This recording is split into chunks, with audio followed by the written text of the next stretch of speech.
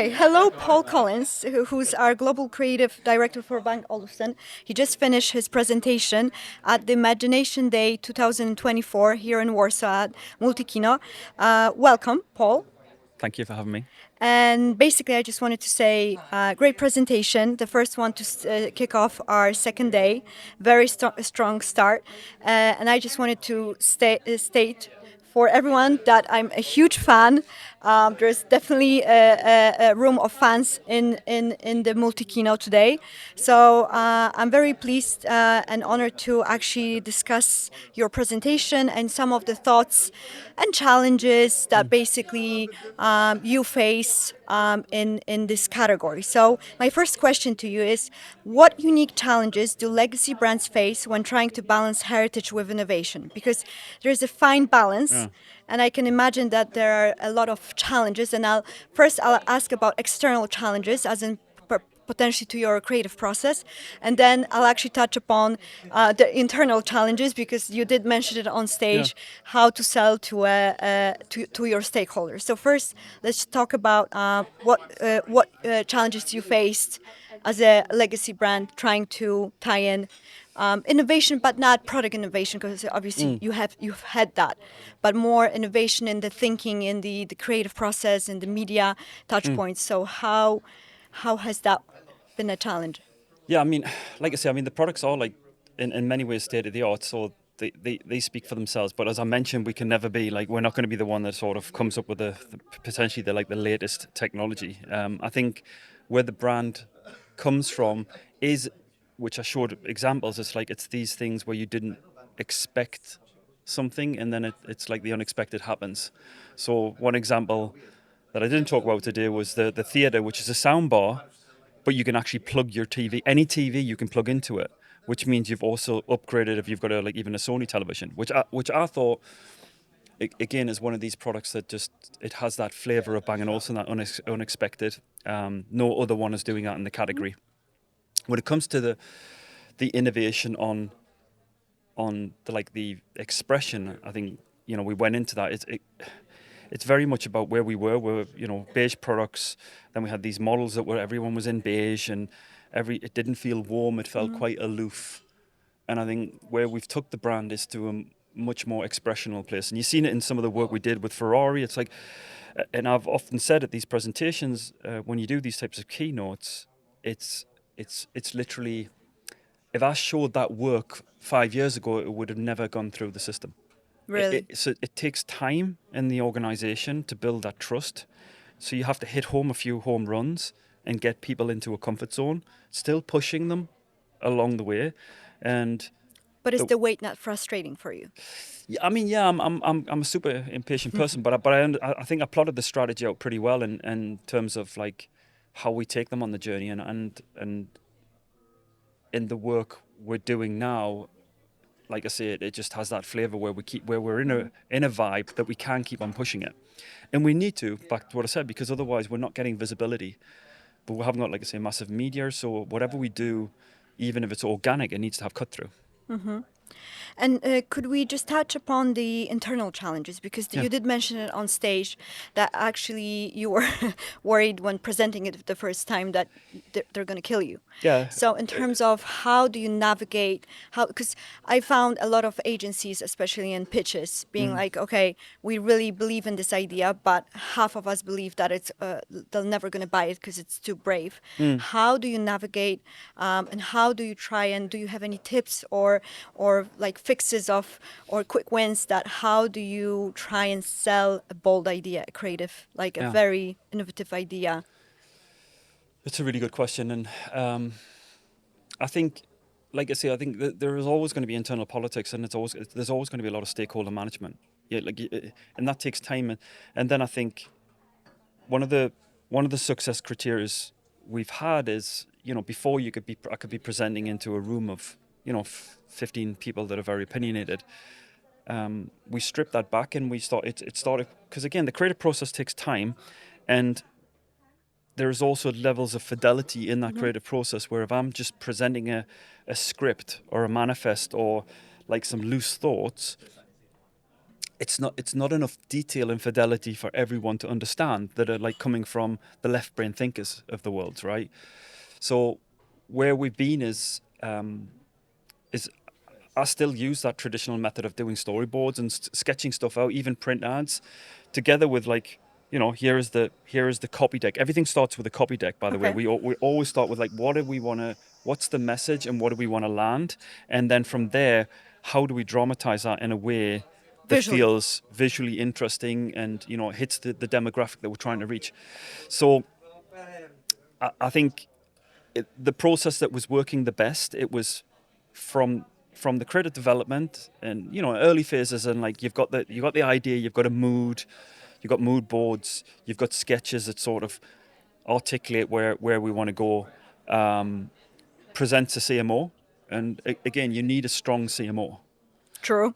because if you don't have a strong CMO, you're already on ice, because that person's going to basically Yes. be careful about how Or block. or he or she actually presents this in. So you need a CMO that really does understand the space and what we're trying to achieve, and then from there it went to CO, which means we cut out that gap of like keeping it open for everyone, because again, if you're Too many people. asking too many people, the work will end up suffering, and it's I think it's fine with opinions. It's just that how much of that opinions need to be embedded in the work, and where does the trust go? Because it requires a lot of psychological safety to do great work. To be honest, I think we talked about, somebody was talking about in the beginning. Again, the recipe is to be in a space where you feel like everyone is behind you and got your back. So to answer that question, like Shorty, yes, there is a process. Yes, there is a cadence in that process. Yes, there is a bit of stakeholder management. There is also about fleshing out fidelity, so not having too much fidelity.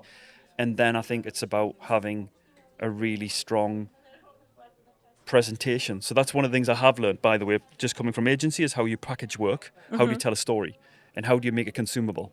So, Paul, a question. Basically, BBH is known to be an agency that would go into pitches with just the strategy and written slides, not showing any creative visually, just because they wanted to check if the client gets it before seeing it visually and judging with their eyes.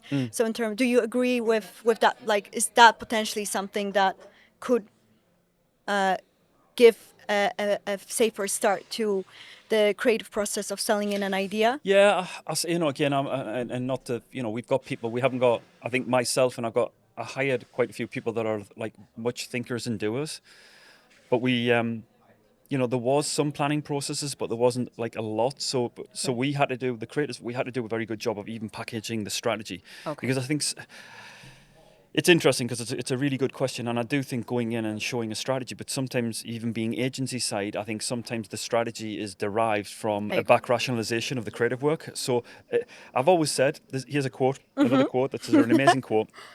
It's a military quote, and it basically goes a little bit something like this. It's like, the best in war, right? First contact with the enemy, that's when things go wrong. So you can plan the best military strategy out, but once that shit hits Fan. the fan, it's like when they start fighting, things can go in many different directions. So I'm a strong believer of like, I love strategy, and I love when there's like a clear insight or who, but I do think it's like it lives and dies in the execution. So if it's not executionable, it means that it's not a good strategy. Yep. So I think there is, sometimes we work back to front. We definitely go in and we want to project in what are the challenges, for example, some of the things we're seeing, potentially what's the insight, a short up front, and then we flip into like, this is how we're going to solve it. And then what we're doing is we're closing that gap between a long strategy period Yes. and like getting into execution, because I do think sometimes in even execution, it can be incremental change that makes a difference. So yeah.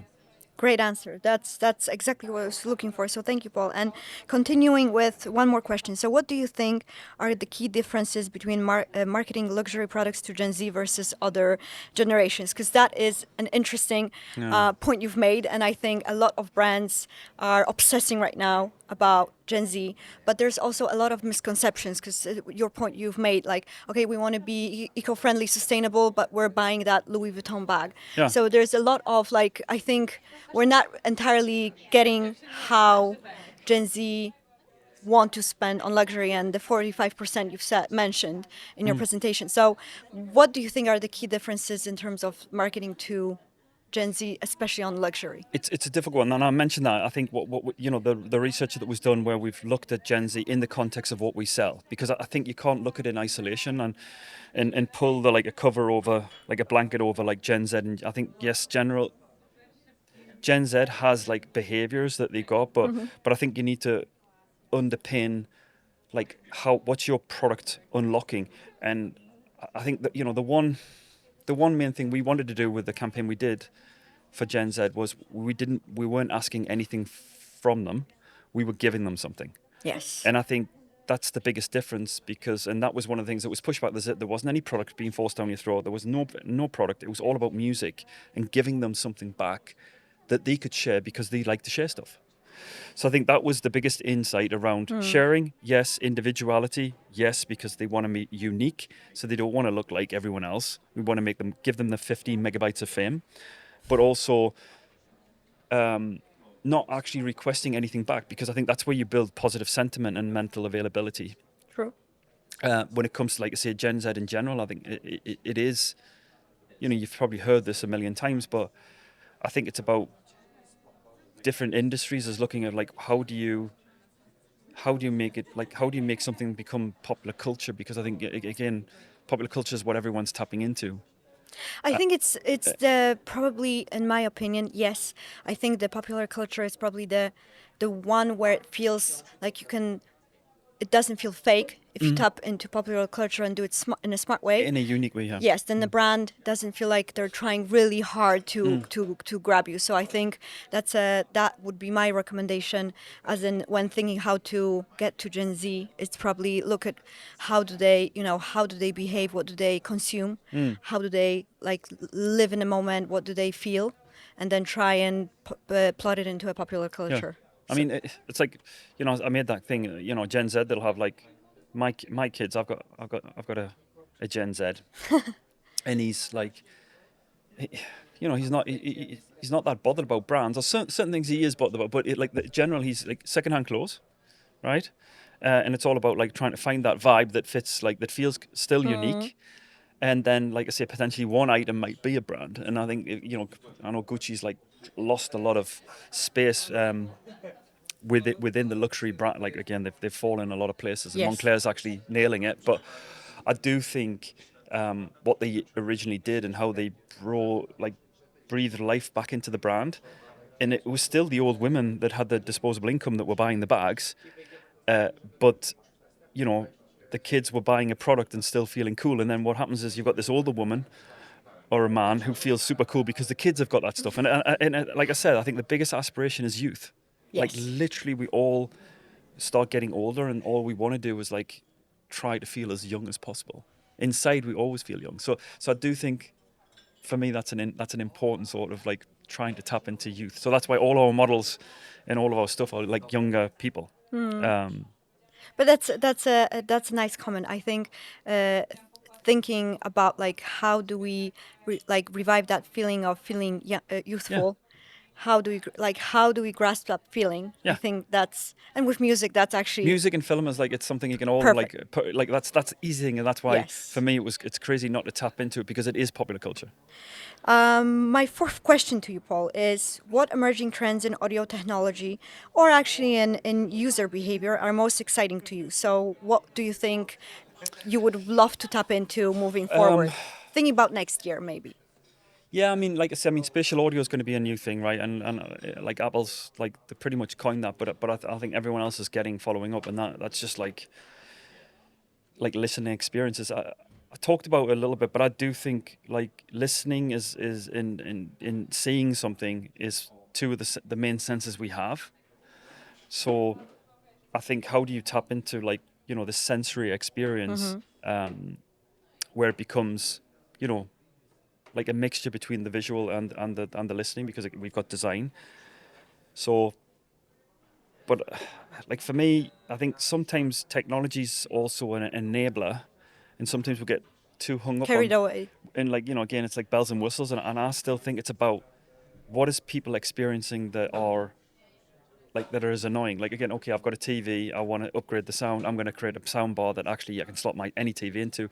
Like that solves a really interesting user case, and it's not technology. It's like yes, the way it's technology and the way it's built. It's yes, but the usability, and it's the same as like half the old products we had, where it's like, hey, I want people to listen to music in every room, and that we had that product, we had multi-room, but we didn't tap into the internet. So we missed that. We should have just kept on with that because I think if we'd done that, Sonos, it would have been a completely different. It would have been So back to the thing is like technology for me has always been an enabler, and it will open up like again things that we didn't know we needed. But then I still think it's about understanding what a human's needs are when it's pertaining to sort of sound and vision. Yes, Yeah. and I agree. Actually, one of the speakers today is going to talk about how marketeers and like brands need to tap into to really understand their consumers, because we talk about understanding consumers, but then how many brands do actually understand and map it out and speak to consumers, Yeah. not just look at data that's available online, but actually go and talk to them. So that's going to be coming up later. And my last question, and it's a little bit of like a not like I wouldn't say like something that's difficult or bad, but I wanted to ask, what's the most counterintuitive marketing advice that you've ever received, and did it work? Counterintuitive. Um. So okay. Yeah. Yeah, there's probably been it's quite quick. I think for me, I talk about testing, and we've actually started doing some testing, and the testing we done was actually really really good, in terms of like it was non-biased. But I think that whole thing around testing, for me, unless it's done properly in a non-biased way, because we're like again, it's like a question can be leading. Yes. Some of the best ideas, and I've always said that I react really like negatively to testing work because ultimately it's like I said, sometimes you don't know you need it until you see it, or you didn't. Oh, okay, that's like shocking. Again, like what Jagger was doing, what Jagger Um, was doing. But literally, it's like the whole thing around my best ideas and my best work is tested horrifically bad, wow. and I still managed to get it through, and then it worked really well. So I think there is like a advice about. I still think for the majority of the time, I am looking at what are the insights. I think insights are incredibly important. It fuels the work. I also, like I mentioned, I think mapping it out, what are the ingredients, but that's not an idea. And like I say, if seeing data as an idea is not, it's not. It I actually just agree. informs. So for me, it will always be like creativity, and that requires a massive amount of gut, to be honest with you, and just a lot of bravery. So finishing off, basically, Paul, you're saying that, and I completely agree with you. I think, for example, humor and laughter is being killed by tests, because obviously when you start analyzing the Yeah, joke is no longer funny. I mean, when you post rationalize it, it's like, why am I laughing at this? yeah, But your first reaction was you laughed out loud. yeah. But then when you start asking questions, follow up questions, then it just seems bleak. So I completely agree with you. So ending our conversation, I would summarize it. The last question is that basically there needs to be great people behind you, believing in you, in your team, but also having the guts Yeah, be bold. and being bold, even when sometimes You the have to. numbers or the data isn't per Yeah, se backing you up, but you need to pull through yeah. and be brave. And I think, like I say, there's a lot of ideas that die prematurely because people are looking at them and they're not seeing what it potentially could be. Music, the way things move, the grading, it all comes together at the end. And if I'd listened to everyone about all the different things that it should be, it would be horrifically bad. So I think sometimes you just need to just push through. And then if it is horrifically bad, then that's a different conversation. But Yes, but that's it. usually like artists are pretty good. Like again, it's like where does it? He says, God, what's the famous Andy Warhol? He said, "Great art is great business," and I do think great creativity is great business. completely beautiful last quote. Thank you so much, Paul, Thank you for having me. for coming over and talking to us and for flying into Warsaw. Thank you. Thank you.